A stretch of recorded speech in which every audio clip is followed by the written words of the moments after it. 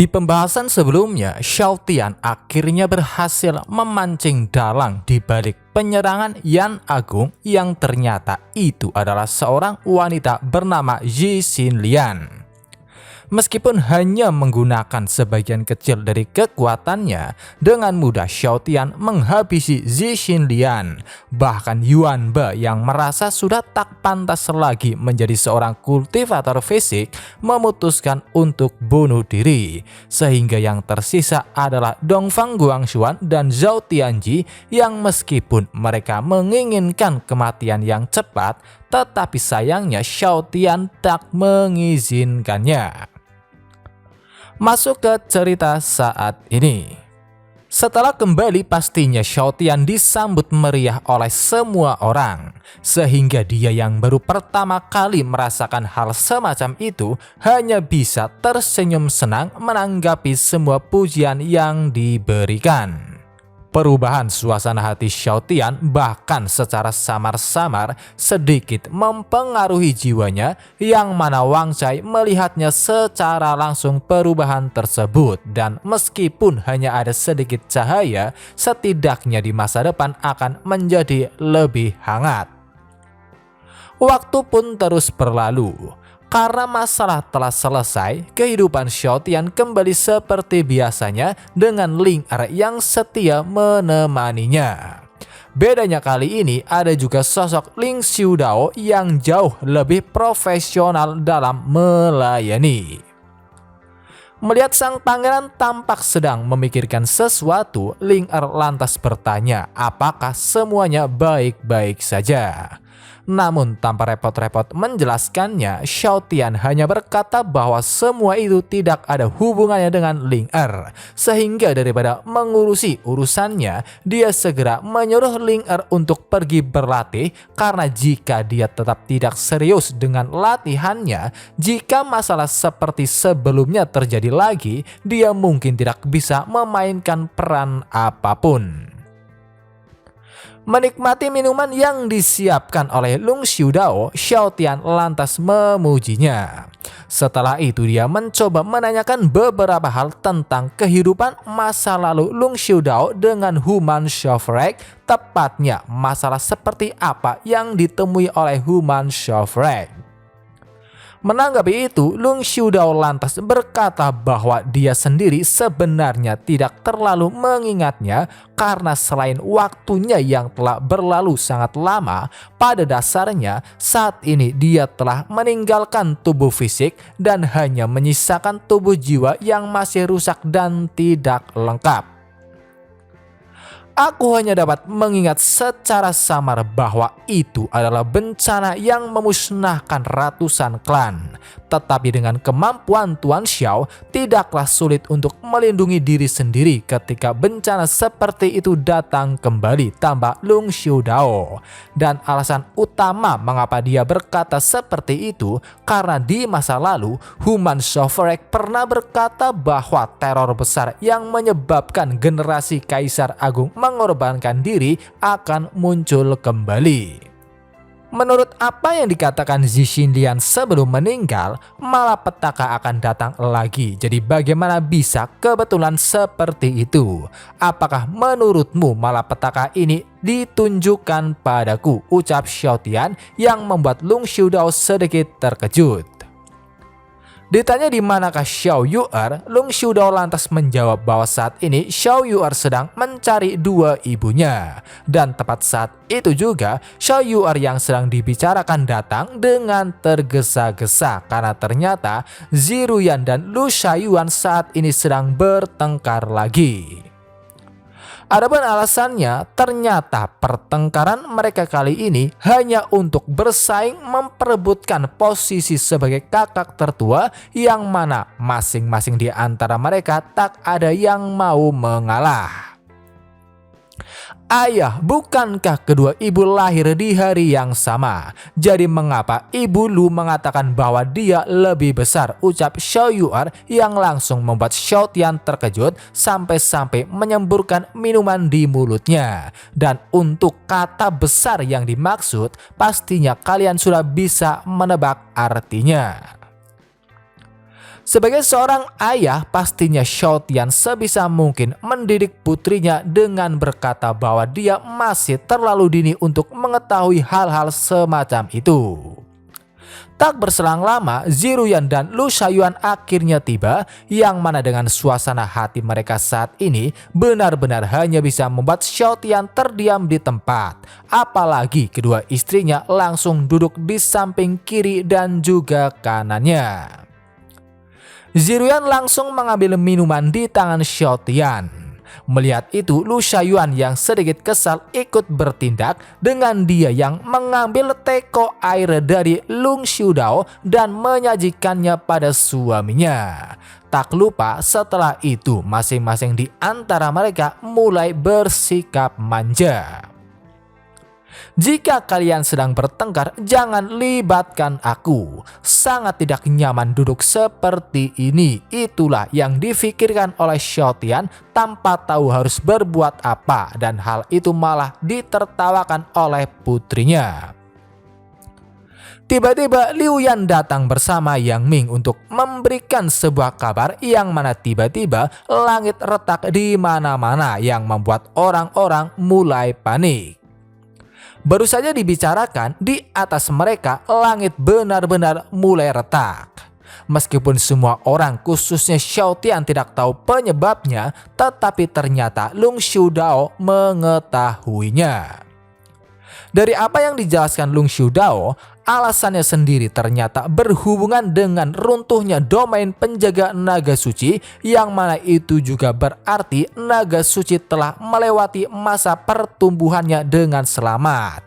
Dan meskipun Ziruyan sendiri bukan naga suci atau naga muda, tetapi tak bisa disangkal bahwa dia merupakan objek perlindungan di wilayah ini. Setelah itu, untuk sementara waktu mereka terus membicarakan tentang permasalahan yang sedang terjadi, di antaranya Yang Ming yang curiga bahwa kejadian ini mungkin berhubungan dengan kaisar tertinggi Zidisun, yaitu ayah Ziruyan, yang kemungkinan besar sedang dalam masalah yang mengakibatkan gangguan pada domain penjaga naga suci. Sebenarnya aturan masing-masing naga suci yang menjaga domain berbeda. Apa standar hilangnya domain, hanya naga suci yang mengorbankan dirinya untuk mati yang tahu. Jadi kemungkinan besar alasan masalah ini karena ayahmu seharusnya menembus alam dan menembus batas, ucap Lung Xiudao, yang seketika membuat Xiao Tian berteriak bahwa ayah mertuanya telah berhasil menerobos di alam rahasia. Tak tahu apa itu alam rahasia membuat Ziruyan penasaran. Xiao Tian yang merasa bahwa dia telah mengatakan hal yang tak seharusnya dikatakan, pastinya hanya bisa gugup, sehingga sebisa mungkin sebelum semuanya terlambat dia berusaha memperbaikinya. Intinya di situ Xiao Tian sedikit menceritakan tentang obrolannya dengan Zi Xinlian yang membicarakan tentang ayah dan juga ibu mertuanya, tepatnya kedua orang tua Ziruyan. Dikatakan bahwa untuk bisa mendapatkan informasi dari Zi Xinlian, dia sampai mengorbankan pesonanya dan menggunakan trik ketampanan. Tak menyangka suaminya akan berkata seperti itu, Ziruyan hanya bisa membeku di tempat. Sedangkan Lu Shaoyuan yang benar-benar khawatir segera bertanya apa yang sebenarnya telah dilakukan Zi Xinlian, karena dia sendiri tahu bahwa berurusan dengan orang yang telah memasuki alam entering Dao tingkat ke-17 tidaklah mudah. Untuk kalian yang bertanya-tanya apa itu alam entering Dao, untuk saat ini masih belum jelas di tingkat manakah itu.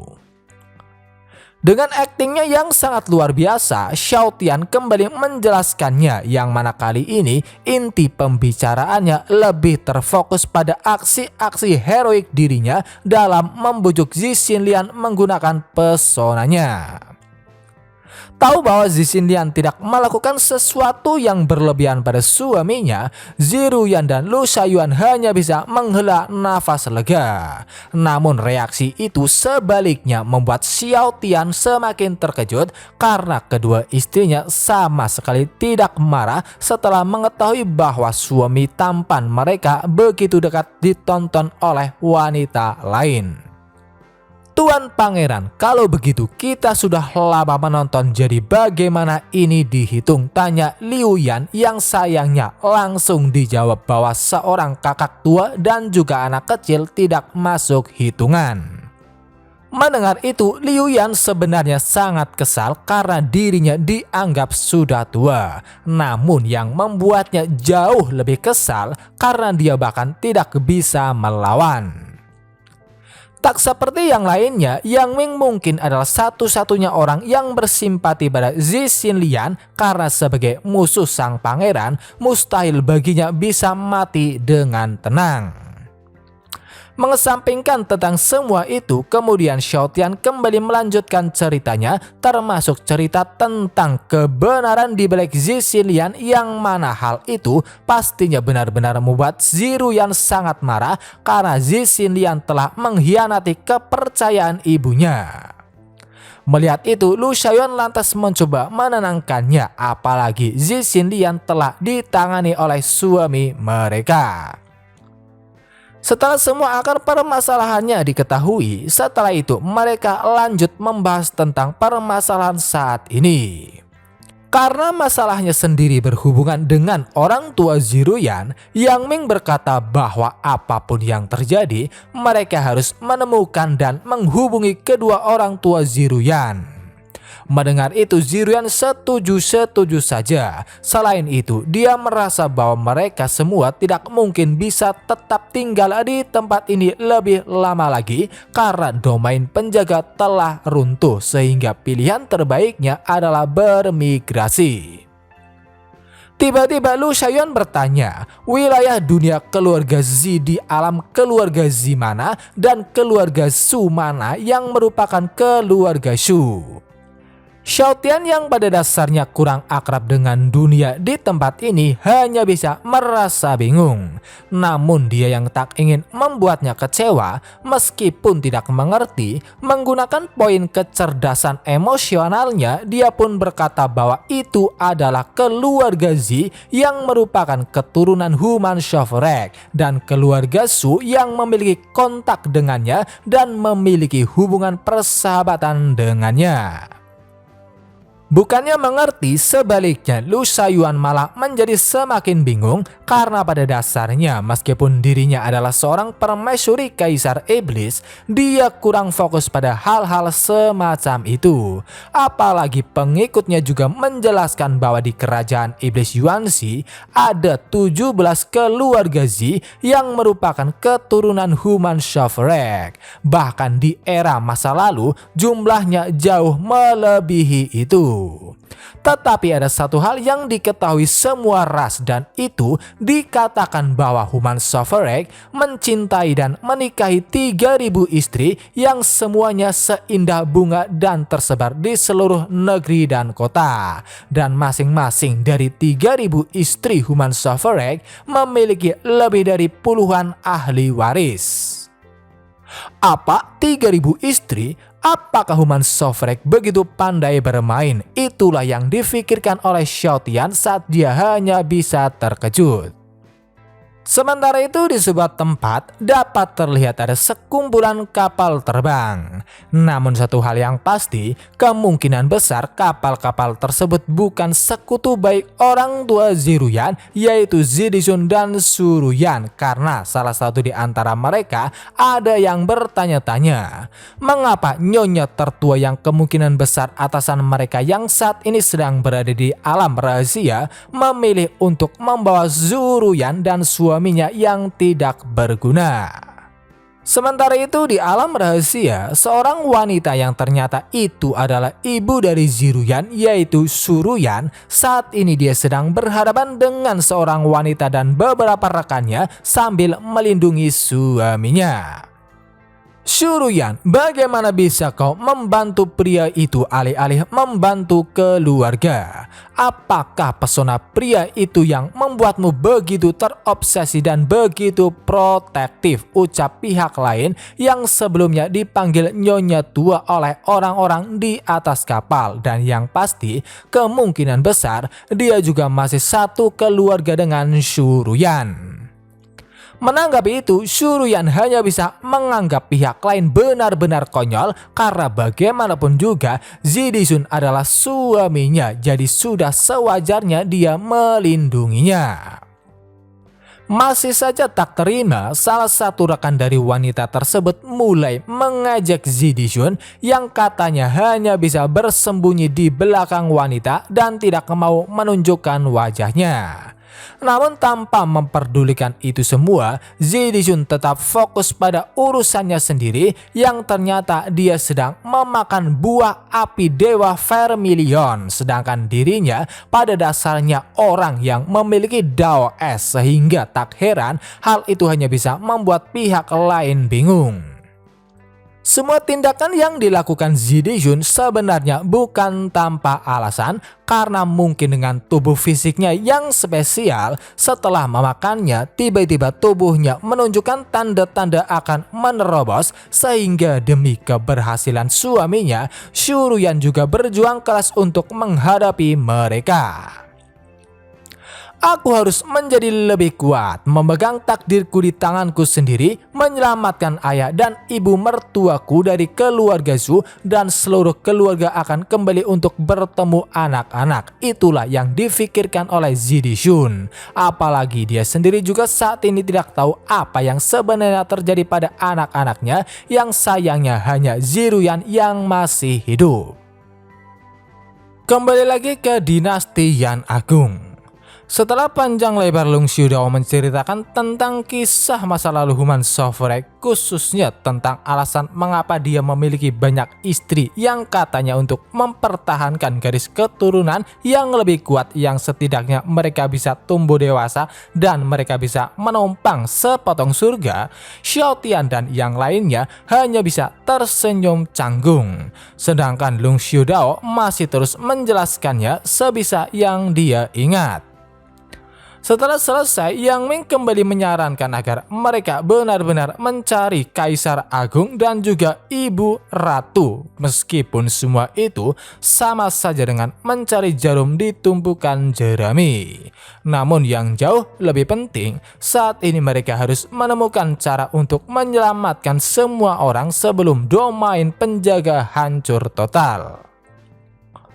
Mengapa kita tidak menggunakan tungku perang untuk membawa semua orang, ucap Ziruyan yang sayangnya langsung ditolak oleh Lu Shaiyuan karena dengan jumlah keseluruhan orang yang sangat banyak, tungku perang tidak mungkin mampu menampungnya.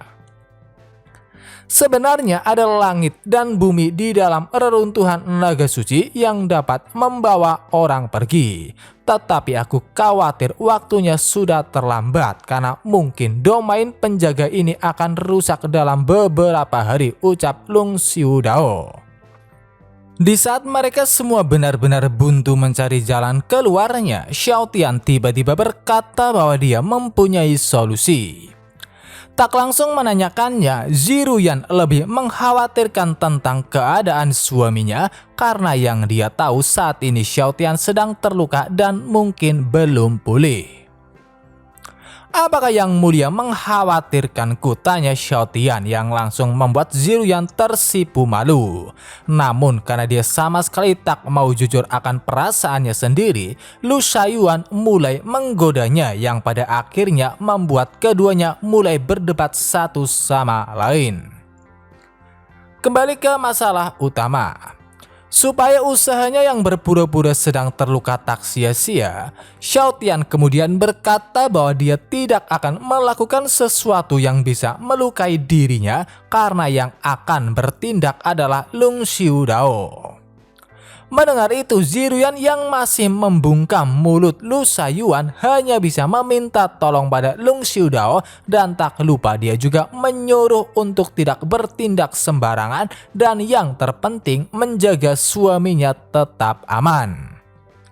Sebenarnya Lung Xiudao merasa tidak terlalu nyaman melihat Ziruyan bersikap sangat sopan padanya. Apalagi Ziruyan merupakan istri dari Xiaotian yang sangat dia hormati.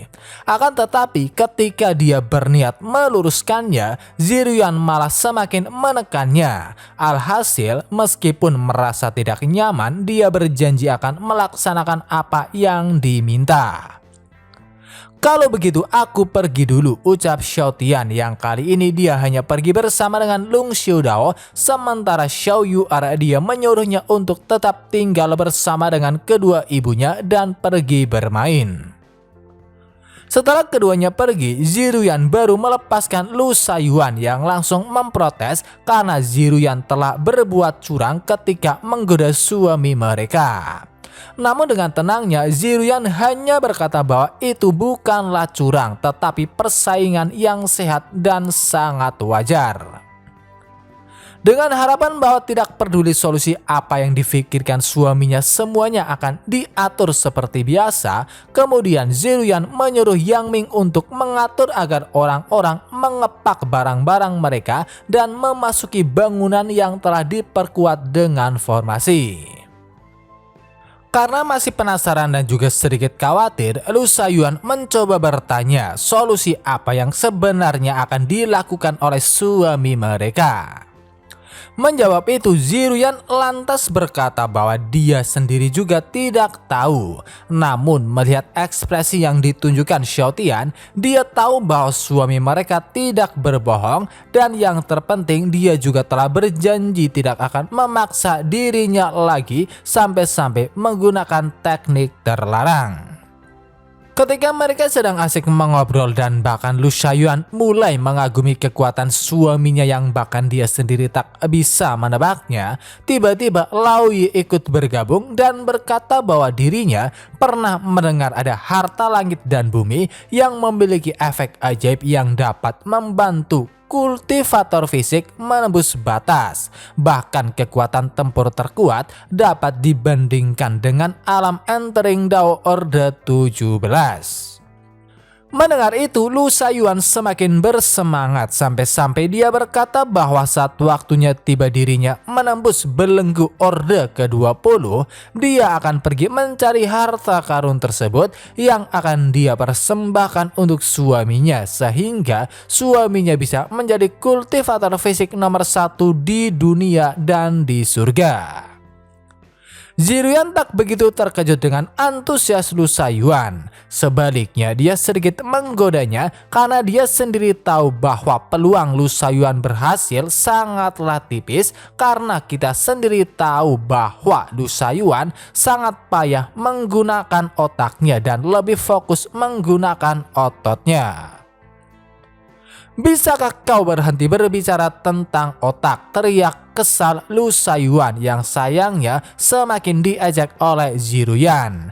Alhasil sama seperti biasa, setelah itu keduanya mulai bertengkar satu sama lain yang hanya bisa membuat Xiao Yu'er bertanya-tanya mengapa kedua ibu sangat suka berkelahi, sedangkan untuk Ling Er dan yang lainnya mereka sudah terbiasa dengan hal semacam itu, dan bahkan mereka sedikit memuji keduanya yang semakin hari semakin indah keterampilan bertarungnya. Sementara itu di sisi lain, tujuan pertama Xiaotian dan Lung Xiudao setelah pergi ternyata adalah gudang. Xiaotian sendiri benar-benar tak menyangka akan menggunakan sesuatu yang sebenarnya tak ingin dia gunakan, dan ketika ditanya apa itu, dia lantas berkata bahwa di depan mereka saat ini merupakan gudang senjata lapis baja individu edisi khusus Grandmaster. Di saat Lung Xiudao semakin bingung karena dia baru pertama kali mendengarnya, Xiaotian langsung membuka gudang senjata yang di dalamnya terdapat 2 buah pedang dan juga sebuah topeng. Masing-masing bilah pedang ada sebuah kata yang terpahat, yang satu berbunyi perdamaian dunia dan satunya lagi mencari uang. Ini adalah senjataku yang dikenal ketidakkekalan atau Wungchang hitam dan putih, ucap Xiao Tian. Dilanjutkan dengan dia yang sedikit mengayunkan pedang tersebut yang mana dengan mudah bisa merobek ruang. Baiklah, saatnya untuk terjun ke bisnis selanjutnya. Lung Xiudao, ayo kita pergi, tambah Xiao Tian. Di saat Lung Xiudao hanya bisa berpikir bahwa kedua pedang tersebut benar-benar terlalu menakutkan. Karena masih penasaran, di perjalanan Lung Xiudao kembali bertanya kenapa setelah mengambil senjata Xiao Tian tidak memakai baju perang, yang langsung dijawab bahwa mereka pergi untuk menyelesaikan masalah keselamatan orang-orang dan bukan untuk bertarung. Apalagi pada dasarnya dirinya tidak pernah repot-repot memakai benda seperti itu karena di masa lalu saat misi pembunuhan dia selalu memakai pakaian biasa dan bukan baju perang. Setelah itu, untuk sementara waktu Xiao Tian terus menceritakan tentang masa lalunya, termasuk dia yang juga pernah mempunyai teman seorang pembunuh yang menggunakan pakaian aneh untuk bersembunyi sampai-sampai dia mendapat julukan Killing Shift King. Daripada mendapat julukan yang aneh, dalam hal ini aku mengambil tindakan pencegahan yang awalnya dari metode sembunyi-sembunyi ke metode frontal sembunyi-sembunyi. Karena itulah gelarku adalah Hades, ucap Xiao Tian, sehingga Lung Xiudao yang pada dasarnya belum sepenuhnya memahaminya hanya bisa bertepuk tangan memujinya. Kembali ke masalah utama. Untuk solusi yang sebelumnya Xiao Tian katakan, ternyata dia berniat memotong langsung ruang domain penjaga dan memasukkan wilayah dinasti Yan Agung ke dalam reruntuhan naga suci, karena menurutnya cara itulah yang tercepat mengingat waktunya yang terlalu sempit. Mendengar itu pastinya Lung Xiudao hanya bisa terkejut sekaligus bingung, karena secara alami wilayah sebesar dinasti Yan Agung cukup tak masuk akal untuk dipisahkan, meskipun tidak masalah untuk menariknya secara langsung ke reruntuhan naga suci. Namun tanpa memperdulikan itu semua, Xiao Tian segera bersiap melakukannya dengan senyum bahagia di wajahnya, karena ketika dirinya kembali menggunakan pedangnya, itu tidak digunakan untuk membunuh tetapi sebaliknya untuk menyelamatkan banyak orang. Baru saja ingin memulainya, tiba-tiba Xiao Tian teringat dengan Kekaisaran Dongyan dan juga Pavilion Tianji yang seharusnya sekarang menjadi tanah yang tidak diklaim oleh siapapun, sehingga dia berpikir untuk memotongnya juga dengan alasan bahwa jika orang-orang yang ditangkap bisa kembali ke kampung halamannya, mereka pasti akan sangat bahagia. Lung Xiudao menjadi semakin terkejut karena hal semacam itu seharusnya tidak mungkin bisa dilakukan. Selain itu, kedua wilayah tersebut merupakan domain bipolar, yaitu dunia alam normal, sehingga jika ingin memotong ruang dikhawatirkan akan 100 kali lebih sulit daripada di tempat ini. Tidak perlu khawatir, itu hanya masalah kecil. Ketika aku memotong, bukankah itu cukup untuk meningkatkan kekuatanku 100 kali lipat, ucap santai Xiao Tian. Ditanya apakah dirinya akan menggunakan 1% dari 100 kekuatannya untuk memotong ruang, Xiao Tian langsung menyangkalnya, yang membuat Lung Xiudao merasa lega karena dia berpikir 1% dari kekuatan penuh Xiao Tian belumlah cukup, sehingga ketika di detik berikutnya Xiao Tian mengatakan bahwa dia akan menggunakan 5 dari 10.000 kekuatannya, keterkejutan total kembali melanda Lung Xiudao. Bahkan kali ini mentalnya juga ikut kena. Xiao Tian segera bergegas untuk menenangkan Lung Xiudao, namun sayangnya hal itu tidak berhasil karena Lung Xiudao sendiri malah mulai bertingkah seolah-olah dia benar-benar tak bisa menerima kebenarannya. Setelah mencari beberapa solusi, Xiao Tian akhirnya memutuskan untuk berbohong dengan berkata bahwa apa yang dia katakan sebelumnya hanya bercanda. Alhasil hal itu benar-benar berhasil membuat Lung Xiudao jauh lebih baik.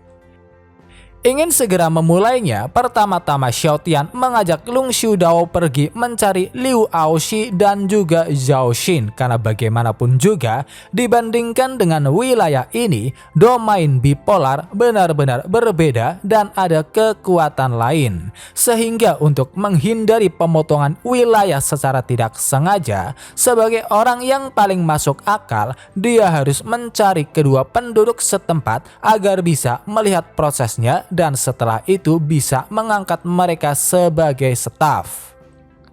Untuk mencari Zhao Xin dan Liu Aoshi, mereka berdua datang ke tempat di mana Zhao Tianji dan Dongfang Guangshuan sedang diadili. Di depan banyaknya orang-orang, keduanya digantung di atas panggung sehingga dengan leluasa orang-orang bisa membalaskan dendam mereka, dan dengan semua hal yang telah dialami, keduanya bahkan terlihat tak sadarkan diri atau bahkan mungkin telah mati. Ini adalah keruntuhan jiwa. Orangnya sudah pergi tetapi tubuhnya masih hidup, ucap Liu Aoshi menjelaskan kondisi Zhao Tianji dan Dongfang Guangshuan. Dan meskipun awalnya Xiao Tian masih mengatai mereka yang katanya masih belum bisa menyadari kesalahan mereka sendiri sampai menggunakan metode penghancuran jiwa, karena penasaran, Xiao Tian mencoba bertanya, siapakah orang yang memiliki ide untuk mengikat keduanya seperti itu, yang ternyata semua itu perintah dari Yang Ming. Alhasil Xiao Tian malah menjadi semakin penasaran, apakah Yang Ming dan istrinya sering bermain seperti itu, yang mana tanpa dijelaskan kalian semua seharusnya sudah memahaminya. Sebagai contoh pribadi yang baik, untuk mengatasi masalah Zhao Tianji dan Dongfang Guangshuan, dia memberitahu semua orang bahwa mereka akan membangun makam yang lebih baik untuk keduanya, dan batu nisan harus cukup besar untuk menampung dosa-dosa mereka. Buatlah juga patung-patung untuk mereka. Patung itu harus berlutut di samping batu nisan dan biarkan patung itu terus menebus dosa mereka. Ini adalah satu-satunya hal yang dapat dilakukan raja ini untuk mereka. Aku harap mereka berdua mengetahuinya. Mungkin saja mereka akan sangat terharu, tambah Xiao Tian, dan pastinya ide tersebut sangat diterima oleh mereka semua. Apalagi mereka telah menganggap bahwa sang pangeran adalah sosok yang sangat luar biasa. Melihat Xiao Tian benar-benar memuji dirinya sendiri, Lung Xiudao pastinya hanya bisa menyetujuinya. Sedangkan Zhao Xin dan Liu Aoshi dengan senyum canggung, mereka hanya bisa bersyukur karena mengambil pilihan yang benar dan tidak memprovokasi orang seperti Xiao Tian, yang mana meskipun dikatakan semua itu demi kebaikan Dongfang Guangshuan dan Zhao Tianji, pada kenyataannya mereka berdua tidak akan bisa hidup damai setelah kematian. Berhubung masalah Zhao Tianji dan Dongfang Guangshuan telah diatasi, Xiao Tian mulai membahas tentang tujuannya datang yang ingin memotong dan juga membawa Kekaisaran Dongyan dan Pavilion Tianji. Setelah masalah selesai, kalian harus ingat bahwa kontributor utamanya adalah Lung Xiudao. Kalian tidak dapat mengatakan bahwa aku yang melakukannya, tambah Xiao Tian, yang mana konyolnya alasan itu semata-mata karena dirinya tidak ingin membuat istrinya khawatir dan dia juga sedikit malas menjelaskannya. Sama seperti Lung Xiudao, setelah mendengar pernyataan yang benar-benar tak masuk akal, mereka berdua hanya bisa terkejut. Bedanya dibandingkan dengan Lung Xiudao yang bersikap seperti orang gila, mereka malah mengkhawatirkan tentang keselamatan Xiao Tian dan menyuruhnya untuk lebih berhati-hati, jika tidak dia akan terseret ke dalam ruang yang rusak. Belum sempat selesai memberikan nasihat, Xiao Tian malah sudah memulainya, dan itu berlangsung dengan begitu cepat dan sangat mudah, seolah-olah dia sedang bermain-main. Sungguh luar biasa. Xiao Tian benar-benar memotong ruang dalam jangkauan domain penjaga, mengemasnya dan mengambilnya. Kakak tertua, aku akan mewarisi keinginanmu melindungi orang-orang dengan baik dan mengikuti Pangeran Xiao di masa depan yang baru. Itulah yang difikirkan oleh Liu Aoshi saat air matanya tak mau berhenti mengalir. Sedangkan Zhao Xin, dia malah heboh sendiri, hampir sama seperti ekspresi Lung Xiudao sebelumnya. Xiao Tian kemudian menyuruh Lung Xiudao untuk memindahkan keduanya ke dalam reruntuhan naga suci terlebih dahulu, sementara mereka akan langsung pergi ke kota bipolar. Mudahnya, dengan melewati reruntuhan naga suci, mereka berempat langsung berpindah ke wilayah bipolar. Begitu sampai, Xiao Tian yang menganggap hal semacam itu sangat menyenangkan, lantas memberikan instruksi pada ketiganya, yang mana Zhao Xin dan Liu Aoshi bertugas memberikan informasi, sementara Lung Xiudao bertugas mengumpulkan reruntuhan yang berhasil dia potong. Tanpa banyak basa-basi lagi, Xiao Tian langsung memulainya, yang mana prosesnya sendiri benar-benar sangat cepat dan juga mudah. Pemindahan personil ke reruntuhan naga suci telah berakhir. Inilah saatnya menentukan jejak ayah mertua dan juga ibu mertua. Hanya saja apakah aku akan ditolak oleh mereka karena aku hanyalah menantu dari pintu ke pintu yang tidak bisa melakukan apa-apa selain memenggal kepala orang, ucap Xiao Tian yang secara tidak langsung membuat sang ayah mertua bersin karena ada seseorang yang sedang memikirkannya.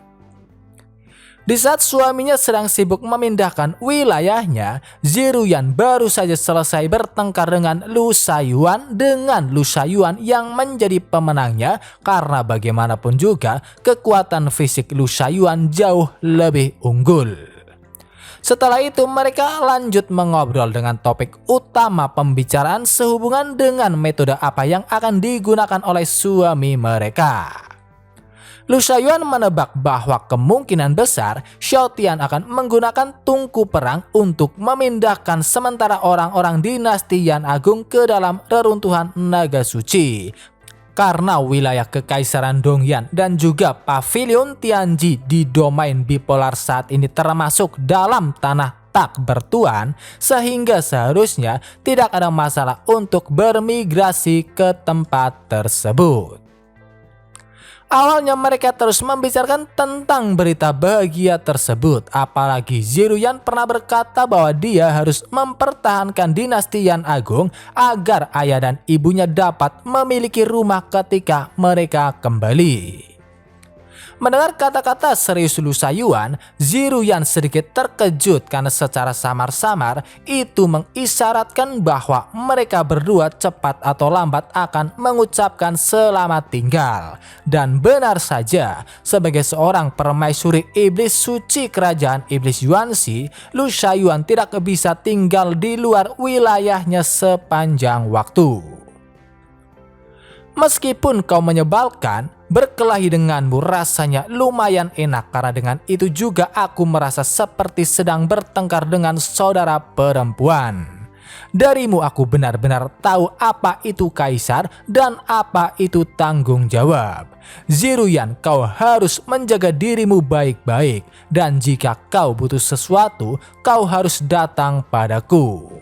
Kau mungkin tidak tahu betapa menakutkannya kemampuan kebangkitanmu, karena bahkan dalam puluhan juta tahun keturunan Human Sovereign hanya terbangun 2 kali. Jadi kepada dunia luar kau harus merahasiakan darah dan fisikmu, ucap Lu Shaiyuan. Bahkan setelah itu dia juga akan mengupayakan mencari informasi tentang kabar orang tua Ziruyan dan mengirim seseorang untuk memberitahunya. Demi kau yang datang lebih dulu, jaga baik-baik kakak Xiao. Setelah kerajaan iblis Yuanxi stabil dan makmur, aku akan datang untuk menjemputnya lagi, tambah Lu Shaiyuan, yang mana kali ini sama sekali tak ada pertengkaran di antara mereka, yang mana adegan itu pastinya benar-benar membuat Liu Yan dan yang lainnya hanya bisa takjub karena akhirnya permaisuri mereka telah tumbuh dewasa. Namun satu hal yang pasti, mereka sangat yakin sosok Xiao Tian pasti akan menjadi bagian yang tak bisa terpisahkan dari ingatan keduanya, khususnya Lu Shaiyuan yang seharusnya untuk sementara waktu tidak bisa bertemu dengan suaminya. Seharusnya itu bisa menjadi momen yang cukup mengharukan. Akan tetapi tiba-tiba Xiao Yu'er menyela dengan berkata bahwa saat ini ayahnya dan juga Lung Xiudao sudah mengemasi tanahnya. Bahkan saat ini juga reruntuhan naga suci sedang terbang menuju ke wilayah iblis suci. Tidak ada artinya bagi kalian untuk mengucapkan selamat tinggal sekarang. Bagaimanapun juga kita akan tetap bersama di masa depan, tambah Xiao Yu'er. Karena tak mengerti maksud dari kata dikemas dan dibawa pergi, mereka berdua hanya bisa kebingungan. Sehingga sekali lagi Xiao Yu'er berusaha menjelaskannya. Ziruyan adalah orang yang pertama kali bereaksi dengan bertanya tentang seluruh dinasti Yan Agung dan apakah benar-benar telah dimasukkan ke dalam reruntuhan naga suci. Menanggapi itu, meskipun Xiao Yu'er sendiri juga tidak tahu metode apa yang digunakan, tetapi yang pasti saat ini seluruh dinasti Yan Agung benar-benar telah dipisahkan dari wilayah Tandus Selatan dan dimasukkan ke dalam reruntuhan naga suci. Lu Shaiyuan ikut bertanya, bukankah seharusnya mereka terbang menuju wilayah bipolar untuk bermigrasi? Dan begitu mendengar jawaban bahwa wilayah bipolar juga telah dimasukkan ke dalam reruntuhan naga suci, kali ini semua orang benar-benar sangat terkejut saat mereka juga bertanya-tanya seberapa kuatkah Lung Xiudao sampai bisa melakukan hal semacam itu tanpa tahu bahwa semuanya dilakukan oleh Xiao Tian. Jika memang begitu, akan lebih baik bagi kakak Xiao untuk tinggal di istana iblis kaisar yang besar, lembut dan nyaman, ucap Lu Shaiyuan, yang membuat Ziruyan sedikit terkejut karena tindakan Lu Shaiyuan berkebalikan dari apa yang sebelumnya dia katakan. Bahkan ketika ditanya kembali, dia malah berpura-pura tidak mengingatnya. Alhasil pada akhirnya lagi-lagi keduanya mulai bertengkar satu sama lain tanpa tahu bahwa Xiao Tian telah kembali dan sedang mengintip mereka dari balik ke pintu. Sementara itu di Kekaisaran Dongyan, orang-orang yang sebelumnya terperangkap di tungku perang, sekarang mereka telah kembali. Tak lupa Liu Aoshi memberitahu semua orang bahwa semua ini bisa terjadi karena campur tangan sang pangeran. Tanpa rasa curiga sedikit pun, semua orang benar-benar sangat bersyukur dan mulai memuji Xiao Tian yang dikenal sebagai Dewa Perfect Shockwave, sampai-sampai mereka telah berencana untuk menyesuaikan tablet dan mempersembahkan dupa setiap hari agar bisa menghormati sosok sang pangeran. Dari banyaknya orang-orang yang bersyukur, pasti ada seseorang yang menganggapnya terlalu berlebihan. Alhasil pria tersebut langsung ditampar oleh Liu Aoshi. Dasar bodoh, jika kau ingin mati jangan membawaku. Omong kosong apa yang sedang kau bicarakan? Pangeran tidak tertandingi dalam kebajikan dan kebenaran. Dia orang yang baik hati dan terhormat. Jadi apa yang sedang kau bicarakan adalah omong kosong. Jangan menjadi seorang penjahat. Pulang saja dan kurung dirimu selama 10 tahun dan keluarlah setelah amarahmu tenang, teriak marah Liu Aoshi. Sementara itu di pavilion Tianji, situasinya tak jauh berbeda dengan Kekaisaran Dongyan, yang mana setelah semua orang berhasil kembali, Zhao Xin berusaha menceritakan tentang seberapa luar biasanya Pangeran Xiaotian. Bedanya di pavilion Tianji tak ada seorang pun yang menentangnya saat Zhao Xin terus menceramahi mereka agar mengikuti semua instruksi sang pangeran, atur orang dengan baik, bersikap sopan dalam melakukan sesuatu, dan melayani orang-orang. Sementara itu di sebuah tempat yang kemungkinan besar itu merupakan wilayah dari keluarga Shu, di sebuah ruangan beberapa orang telah berkumpul mengelilingi meja bundar yang di tengahnya terdapat sebuah kristal. Dan kristalnya sendiri ternyata terhubung dengan lokasi Zidishun dan juga Shu Ruyan. Dari kristal muncul sebuah suara yang mengaku bahwa dirinya adalah roh rubah suci yang menjaga reruntuhan Human Venerable, yang tampaknya juga dia telah dibangunkan oleh seseorang. Begitu melihat Zidishun, roh rubah langsung tahu bahwa dia telah membangunkan garis keturunan Human Shovrek. Bahkan dia juga tahu kalau putrinya yaitu Ziruyan telah terbangun. Kenapa kau tidak membawanya bersamamu? Di manakah dia membangunkan garis keturunannya? Tanya roh rubah.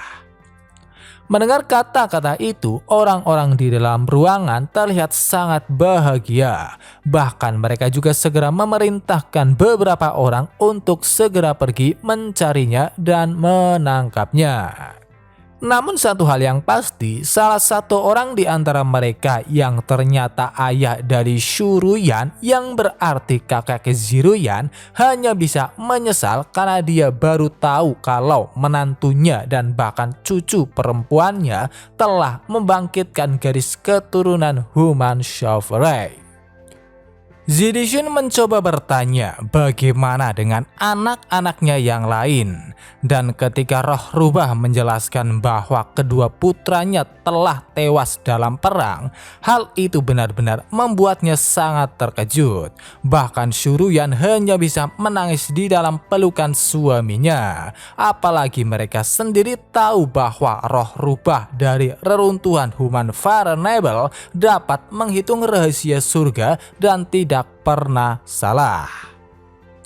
Meskipun sedih, Zidishun berusaha meyakinkan istrinya bahwa mereka tidak boleh terlarut dalam emosi semacam itu, karena hal terpenting sekarang adalah menemukan cara agar bisa memajukan rencana mereka, karena situasinya sendiri telah terungkap sepenuhnya dan dikhawatirkan akan banyak orang yang berusaha mencari putri mereka. Yan-er, tunggu sebentar, orang tuamu akan segera datang menyelamatkanmu. Itulah yang difikirkan oleh Zidishun tanpa tahu bahwa saat ini Ziruyan berada di tempat yang paling aman karena ada sosok Xiaotian yang kekuatannya sendiri berada di dimensi yang berbeda. Perjalanan reruntuhan naga suci menuju alam iblis suci terus berlanjut. Ziruyan dan Lu Shaiyuan masih saja sibuk mengurus beberapa dokumen, khususnya hal-hal yang berkaitan dengan kerajaan iblis Yuanxi, yang membuat Ziruyan seakan tidak percaya orang seperti Lu Shaiyuan bisa mengurus wilayahnya yang begitu luas dan besar. Jika berbicara dengan kepalan tangan, kaisar ini benar-benar tidak memiliki lawan di kerajaan iblis Yuanxi, ucap Lu Shaiyuan. Namun entah mengapa, tiba-tiba dia merasa sangat gugup dan hanya bisa bertanya-tanya. Apakah mungkin alasannya karena dirinya baru-baru ini mencoba belajar dari Ziruyan untuk menjadi seorang kaisar yang sebenarnya dalam tanda kutip memimpin rakyatnya bukan hanya dengan kekuatan otot. Melihat kecemasan istrinya, Xiaotian langsung memukul kepalanya, dan pastinya hal itu hanya bisa membuat Lu Shaiyuan tersenyum senang, sedangkan Ziruyan yang sudah terbiasa hanya bisa menepuk jidatnya. Tiba-tiba ada sebuah getaran yang cukup besar disusul dengan kedatangan Lung Xiudao yang memberi kabar bahwa saat ini mereka telah tiba di alam iblis suci. Bersama-sama kemudian mereka keluar untuk melihatnya. Lu Shaoyuan mulai memperkenalkan keindahan alam iblis suci yang mana Xiao Tian sendiri juga cukup takjub karena tempatnya jauh lebih indah dari yang dia bayangkan. Lu Shaoyuan lantas berkata pada Ziruyan bahwa dengan murah hati dia mengizinkannya masuk dan tinggal di tempatnya. Namun jawaban Ziruyan benar-benar membuat Lu Shaoyuan terkejut karena Ziruyan langsung menerima tawarannya. Bukankah seharusnya kau akan bersikap sundar dan menolak? Jadi mengapa kau tidak memainkan kartumu sesuai dengan rutinitas?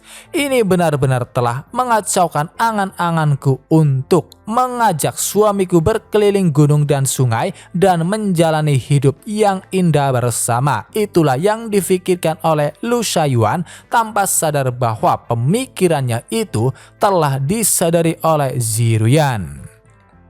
Singkat cerita, setelah itu mereka semua akhirnya pergi menuju ke istana. Selama perjalanan, Xiao Tian dan Lung Xiudao yang telah saling berkomunikasi lewat pikiran bisa merasakan sebuah keanehan yang mana intinya mereka sama sekali tak bisa merasakan aura kebencian, niat membunuh atau bahkan bau darah karena seharusnya hal-hal semacam itu pasti terjadi setelah periode perang yang begitu lama dan alasannya sendiri kalian seharusnya ingat bahwa sebelumnya Lu Shaoyuan pernah bercerita bahwa seluruh keluarganya telah terbunuh. Ini hampir seperti pertempuran masa lalu kerajaan iblis Yuanxi, seperti pertarungan palsu. Mungkinkah seseorang telah memperhatikan bahwa aku akan datang dan sengaja mengaturnya untuk menyesatkanku, ucap Xiao Tian dalam pikirannya yang hanya bisa membuat Lung Xiudao bingung harus berkomentar apa karena pada dasarnya dunia ini tidak memiliki banyak kebencian terhadap Xiao Tian sehingga hal-hal semacam itu sedikit mustahil terjadi. Tak butuh lama akhirnya mereka sampai. Bisa merasakan aura alam iblis suci yang sangat manis hanya bisa membuat Xiao Tian tersenyum senang karena dia sendiri benar-benar penasaran apakah tempat tidurnya nyaman atau tidak dan apakah makanannya enak atau tidak jika dibandingkan dengan dinasti Yan Agung.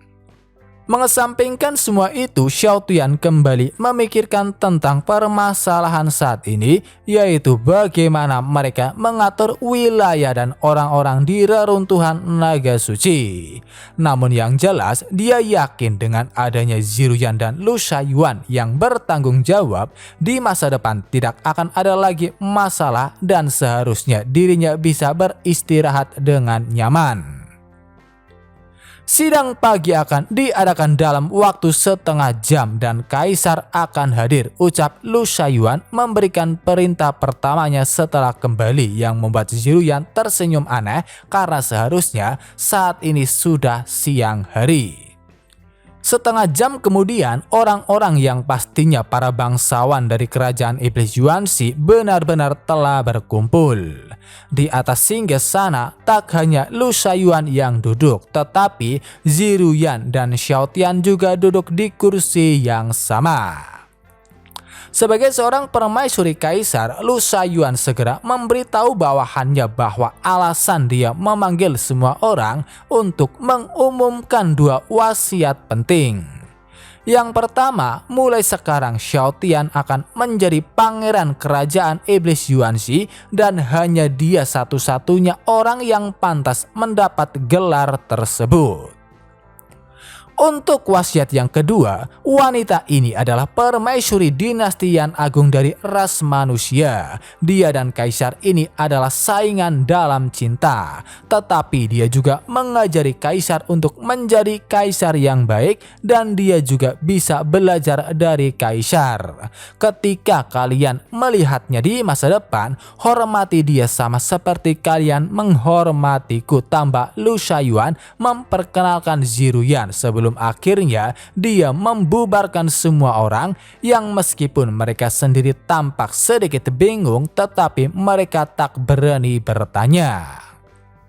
Tak menyangka bahwa pertemuannya akan sesederhana itu, Xiao Tian hanya bisa terkejut. Bahkan Ziruyan juga mulai memarahi Lu Shaoyuan yang meskipun seorang kaisar, seharusnya dia tidak seenaknya mengadakan rapat pengadilan seperti itu hanya untuk membahas hal-hal yang tak begitu penting. Bukannya sadar diri dengan pemikiran sederhananya, Lu Shaoyuan malah meminta pujian karena dia sendiri merasa kemampuannya sebagai seorang pemimpin telah meningkat karena dia bahkan tidak mengangkat tangan atau lebih gampangnya dia tidak main pukul. Xiao Tian yang tak ingin terlibat dalam pertengkaran kedua istrinya mulai membuat beberapa rencana yang mana dia segera mengajak Lung Xiudao pergi karena mereka juga harus segera mengintegrasikan dinasti Yan Agung, Kekaisaran Dongyan dan Pavilium Tianji ke dalam alam iblis suci. Oke semua, mungkin cukup sampai di sini dulu video pembahasan kali ini. Terima kasih buat kalian yang sudah menonton dan sampai jumpa lagi di video-video berikutnya.